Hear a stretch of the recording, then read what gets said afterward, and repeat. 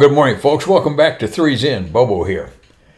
So, on the, let's see, what was it? 15th of May, 1984, I got selected to fly a no-notice navigational sortie from Randolph Air Force Base up to Dyess, and then from Dyess back to Randolph on a headquarters ATC Stanival inspection. Now, those things were usually pretty big deals, and we'd been preparing for it for months. You typically ran in an 18-month cycle. So at that time, I was a major. I was the chief of check section, and I was just having a ball. I just loved being an IP in the first place, and then being in charge of check section, I just really enjoyed it. Okay, that being as it was, I get selected for this out and back, as we used to call him, with Rick Robinson. Now, I had known Rick. I met him when he was going through pilot training and then came back as a FAPE, Advanced Air Force Base. So I was pretty comfortable with him. I knew he was a good guy, and I had no reluctance to fly with him at all. So when he showed up, we sat down, had a cup of coffee, and went through the how's it going, how's this, that, and the other, house family. Okay, we got all that settled now. To fly an out and back from Randolph up to Dyess, it was about a 20-minute flight if you went from point A to point B, but we were going to do some approaches and then stop at Dyess and have lunch and then come back to Randolph. Okay, really straightforward profile. The only thing is, Rick thought he needed to throw in a few things just to make it challenging. Oh, good. So I can't remember exactly what the scenario was, but it was something like, I want you to fly in the back seat on the way up to Dyess and instruct like you were instructing a UPT student. And then on the way back, we'll swap seats and you fly in the front seat and instruct that you're instructing a PIT student. I think that's the way it went. Doesn't matter. Okay. So the ride from Randolph to Dyess was uneventful. We showed up there, shot a few approaches, went in, had lunch at their little Flight Line snack bar, and then fired it up and came back to Randolph. And for the most part, that went very well.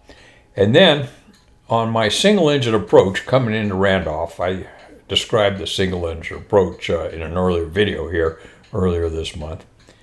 I really screwed up. I don't know what the hell I was thinking. It was a beautiful day. And so I'm coming in and I've given tons of check rides at this point. I knew it was going well and I was enjoying it. So we're coming in for a full stop. And for some reason, I knew in a full stop, I wanted to use full flaps. At any rate, we're coming in and I'm given all this great instruction. And I said, okay, it's time to configure. I went to gear and full flaps right away.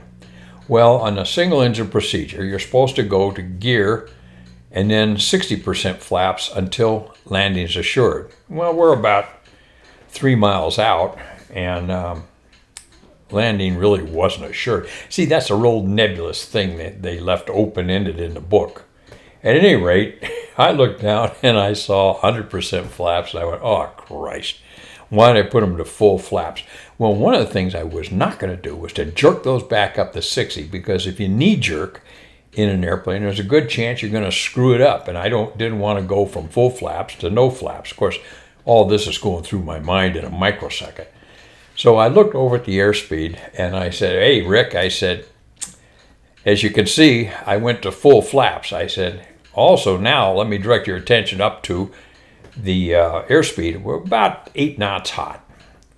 We had been 10 knots hot. About 8 knots hot. The airspeed's decaying.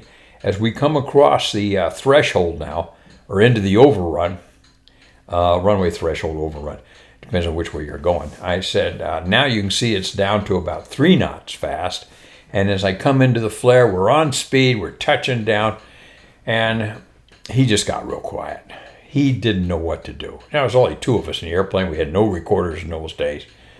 But I knew he thought he had one.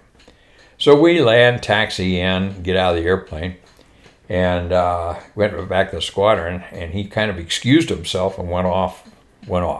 And I knew what he was doing. I knew exactly what he was doing. He was going to the team chief to talk to about this critical error that I had made. Okay.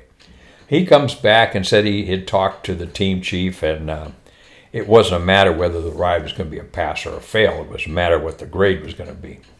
So they chewed it over, and I eventually got the flight evaluation. It was assessed as an excellent ride, and it truly was, with the exception of that little glitch. Still annoys me. I actually went back at one time and calculated. I was 17 seconds out from landing when I put the damn thing to full flaps instead of 60% flaps. I don't know how many of those simulated single engine approaches I had done in the past, nor how many after, but I can tell you it's the only time I ever went to full flaps like that. Okay, fine. But the lesson that I wanted to tell you, and those of you who are still flying, and those of you who are just beginning, I once saw something, and boy, does it make sense. Keep flying the jet until all the parts stop moving. And I was so enthralled with myself at that time that I had quit flying the jet and was just sitting there enjoying the experience of it.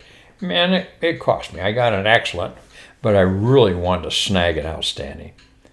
But on that particular day, that ride wasn't outstanding. It was an excellent. At any rate, oh well, what can I say? This is Bobo, base gear, and I do have full flaps, so full stop. Thank you.